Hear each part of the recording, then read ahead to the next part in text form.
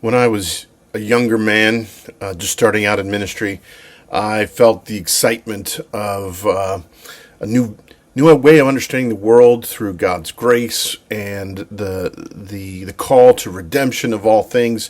And I wanted to be a part of helping build a better church, better ministries, better community. And I had lots of energy, and as I engaged in that, it seemed like there was progress. We built new ministries. I helped start a new ministry at the University of South Carolina. I helped do work here in St. Louis, in Pennsylvania, other parts of the state, other parts of the country. And it was wonderful. It was exactly what I expected it to be. But the older I got, the more I began to feel like, well, there are some setbacks. It's 3 steps forward, occasionally 1 step back. Got a little bit older. Well, 3 steps forward, 2 steps back, 2 steps forward, 2 steps back. It started to feel like I wasn't making progress, and then 2 steps forward, 3 steps back, and I became very discouraged. I watched institutions get sort of corrupted and be about the institution. It was no longer about the mission, but we got to keep the money coming. And I watched toxic leaders rise, and I became very discouraged in the middle part of my ministry. The institutions in which I had faith didn't seem to be panning out the way I had hoped, the way I believed that they would.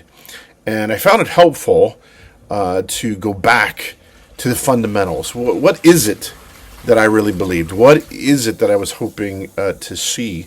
And that's what I want to do in the next few weeks, looking at the book of Romans, the anatomy of the gospel, dissecting it, pulling it apart a little bit so that we can better understand where do we place our hope. And there's no better place to start in Romans than this sort of statement of purpose in chapter 1. Paul gives his greetings to the people in Rome, and then he talks about what he's going to explain in this book, the nature of the gospel. And he says, "For I am not ashamed of the gospel, for it is the power of God for the salvation of everyone who believes, to the Jew first and also to the Greek. For in it the righteousness of God is revealed from faith to faith, as it is written, the righteous shall live by faith." And one of the things that I began to see as I was working through my disillusionment was that I had placed my faith in the wrong thing. I was putting my faith in the church. That's not to say that God doesn't care about the church or we should ignore the church. No, the church is the bride of Christ. But my faith was not in the bride of Christ. It should be in Jesus himself. And that's how salvation comes to us. Not by working to attain it, not by sacrifice, not by zeal and devotion, but through trust in the right thing. So we think about the gospel. What is it? It is God himself coming in the person of Jesus to meet the standards for us, to pay the debts for us, to overcome death for us. And we put our trust there. And all of those benefits come to us through that trusting relationship. Now, some people would say, no, you need to believe, and it's the strength of your faith that saves you. And that's not true at all. It's the object of our faith that saves us. I want you to think about 2 men, one before, each one of them before a bridge. One stands before a bridge made of rope and some rotten wood, and going over a gorge. And he is confident, I can make it across.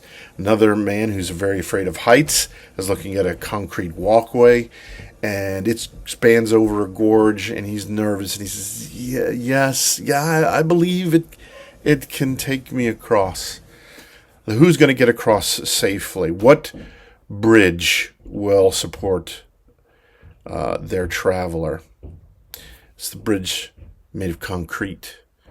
Now, the man going across the rope and wooden bridge that's tattered and rotten may have lots of faith. They may even look at the other man who's weak in his faith and say, you're pathetic. Why can't you believe? But it's not the strength of our faith that matters. It's the object of our faith that matters. It's not us. It's Jesus. Because in Jesus, the righteousness of God, the righteousness we need to say, look, God, we're qualified for entry into heaven. He gives that righteousness to us as we put our trust in him. And again, it's not about the strength of our faith, because then we could be prideful about it. But in true faith, there is no pride. There's humility and there's thanks. And as that works its way into our lives, we become blessings to those around us. And as I looked at that again, I realized my hope is not in the church. It's in Jesus, who loves me and will work in the church and calls me to serve the church, and to expect the church to be less than perfect. But there's blessing in that too. Our faith is in Christ, the one who is the righteousness of God revealed to us. Put your trust and your faith there. Blessings on you all.